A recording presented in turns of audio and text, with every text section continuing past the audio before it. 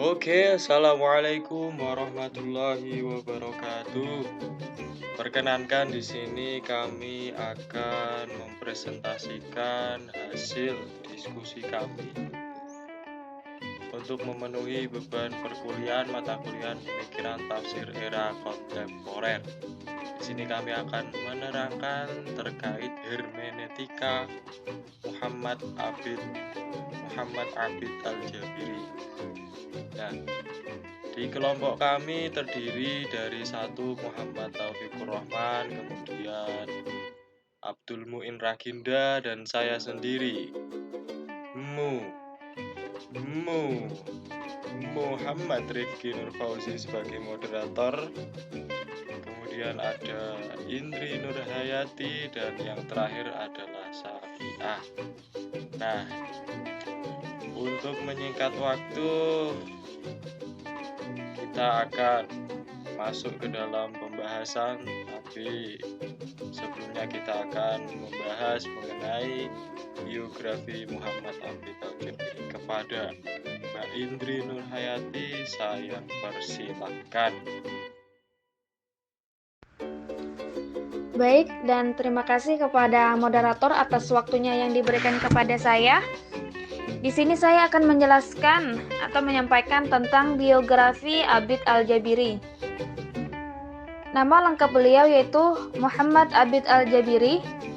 Tempat tanggal lahir Verguich 27 Desember 1953 atau nama lain kota Fekik di Maroko Tenggara. Riwayat pendidikan beliau pertama kalinya di Madrasah Hurrah Al-Wataniyah atau disebut sekolah swasta nasionalis yang didirikan oleh Gerakan Kemerdekaan yang di Maroko. Dari tahun 1951 sampai dengan 1953, ia belajar di sekolah lanjutan milik pemerintah di Casablanca. Setelah Maroko merdeka, ia melanjutkan studinya pada pendidikan tinggi setingkat diploma pada Sekolah Tinggi Arab dalam bidang ilmu pengetahuan. Pada tahun 1959, ia melanjutkan studinya di Universitas Damaskus, Syria di bidang filsafat. Setelah itu, ia mengajar di sekolah lanjutan atas dan aktif di bidang perencanaan dan evaluasi pendidikan. Pada tahun 1967, ia menyelesaikan ujian negaranya dan selanjutnya mengajar di Universitas of Muhammad V Rabat, dan seluruh pendidikan formalnya diakhiri pada tahun 1970 dengan menyandang gelar doktor.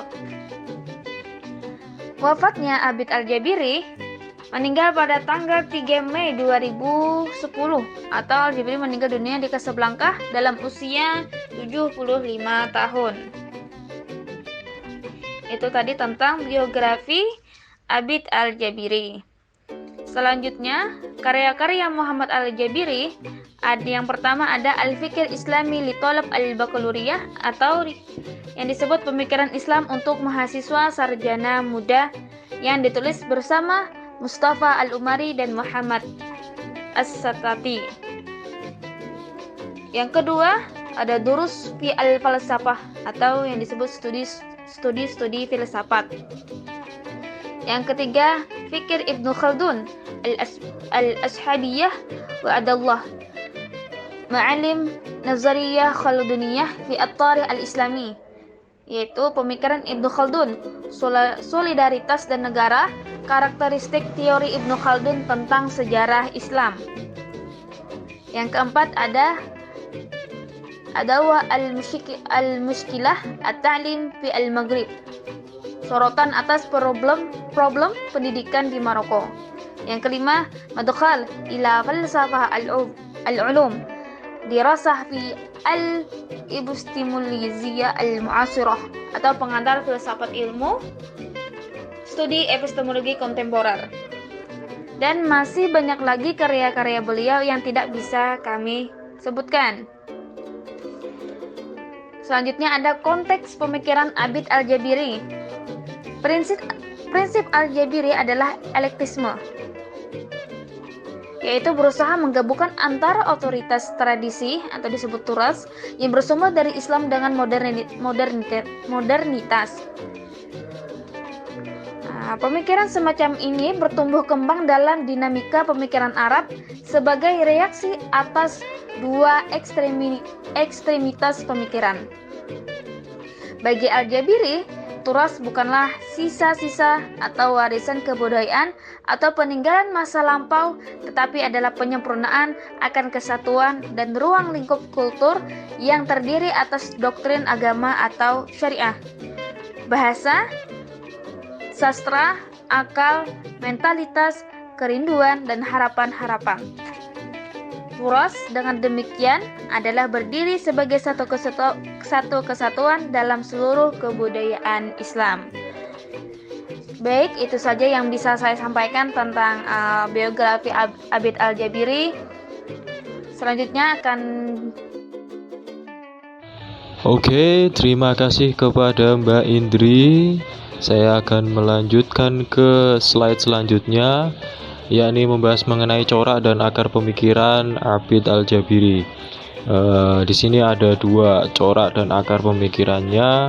Tadi sudah disampaikan sedikit oleh Mbak Indri bahwa yang pertama adalah eklektis, yakni penggabungan antara otoritas tradisi yang bersumber dari Islam dengan modernitas. Kemudian yang kedua yakni netral, tidak bertendensi pada salah satu dari definisi-definisi yang telah ada terlebih dahulu. Nah, yang selanjutnya yakni metode penafsiran Abid Al-Jabiri. Di beberapa referensi kami menemukan yang pertama yaitu metode yang digunakan adalah al-fasl wal-wasl, memisah dan menggabungkan. Mungkin lebih jelasnya bisa dibaca di referensi yang lain. Kemudian metode yang digunakan tak lain adalah rekonstruksi urutan Al-Quran dari urutan berdasarkan Mushaf Utsmani menuju urutan baru sesuai periode turunnya Al-Quran. Karena di setiap periode itu pasti punya konteksnya masing-masing. Jadi ini agak menarik untuk dikaji. Maka Abid Al-Jabiri sendiri menggaungkan metode yang seperti ini. Kemudian menggunakan hadis sebagai sumber rujukan utama dalam melakukan penafsiran. Berarti birra'i. Kemudian menurut Abid Al-Jabiri, bahasa merupakan hal penting dalam sebuah pemikiran. Bahasa bukan hanya sebagai alat berpikir, akan tetapi dari bahasa itulah pemikiran akan terbentuk. Bahasa tidak hanya membatasi pandangan manusia tentang alam, tetapi juga telah menjadi pembatas dan membentuk garis-garis lengkap bagi setiap pemahaman manusia. Seperti apa yang dikatakannya, yakni sebuah sistem bahasa bukan hanya sistem kosakata, tetapi juga sistem gramatikal dan semantiknya punya pengaruh dan signifikan dalam cara pandang penuntutnya terhadap dunia, termasuk cara menafsirkan dan menguraikannya, yang pada akhirnya juga mempengaruhi cara dan model berpikir mereka. Ini cukup menarik untuk kita kaji.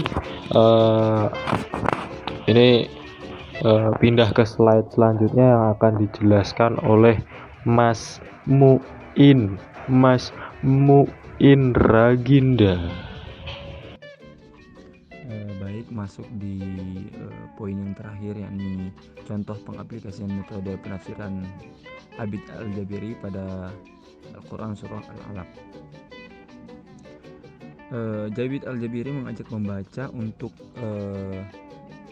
menilik hadis Nabi Muhammad SAW tentang mimpi didatangi malaikat Jibril sambil membawa bejana dari dibaj.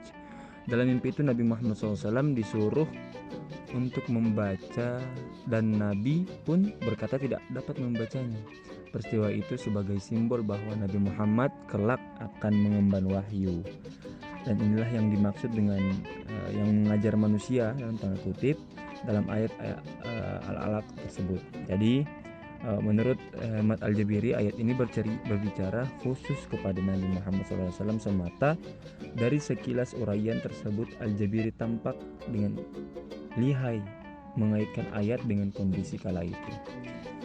Kemudian menganalisa dari tinjauan historis sehingga pada akhirnya benar-benar dapat ditangkap pesan di dalamnya. Mungkin cukup sekian dari saya. Tambahan terakhir saya kembalikan kepada pembicara pertama. Terima kasih. Oke, terima kasih kepada Mas Muin Raginda. Untuk selanjutnya yakni kesimpulan akan saya simpulkan sebagai moderator dan pembawa presentasi pada kali ini, yakni yang pertama, secara metodologis karya Muhammad Abid Al-Jabiri dapat dikategorikan sebagai tafsir dengan metode tartibun nuzul dengan corak historis. Sebagai konsekuensinya metodologis dan kecenderungan corak historisnya, maka ada banyak riwayat yang dimunculkan dan diposisikan oleh Al-Jabiri sebagai data sejarah. Walaupun tartib an-nuzul di sini itu agaknya ada beberapa kontra di kalangan ulumul Quran Muslim, karena memang metode ini sebenarnya dulu pernah digaungkan oleh kaum-kaum orientalis dan dianggap sebagai produk yang gagal, tapi kenapa Abid Al-Jabiri di sini menggaungkannya lagi? Nah, itu jadi pertanyaan besar dan menarik. Kemudian yang kedua, ditinjau dari sumber penafsirannya, Al-Jabiri tidak membatasi dirinya terhadap karya-karya tafsir kontemporer. Ia juga mengakomodasi tafsir-tafsir klasik. Karakteristik metodologis yang berbeda memposisikan Al-Jabiri sebagai penafsir atau pemikir berhaluan postmodernis yang berusaha keluar dari pola-pola penafsiran klasik. Jadi polanya baru. Karya tafsirnya secara metodologis mampu merefleksikan sebuah penafsiran yang berbasis pada kronologi sejarah yang di dalamnya melibatkan banyak aspek termasuk kondisi sosial, kebudayaan, dan bahkan politik. Nah, mungkin cukup sekian dari kami, kurang lebihnya mohon maaf. Assalamualaikum warahmatullahi wabarakatuh.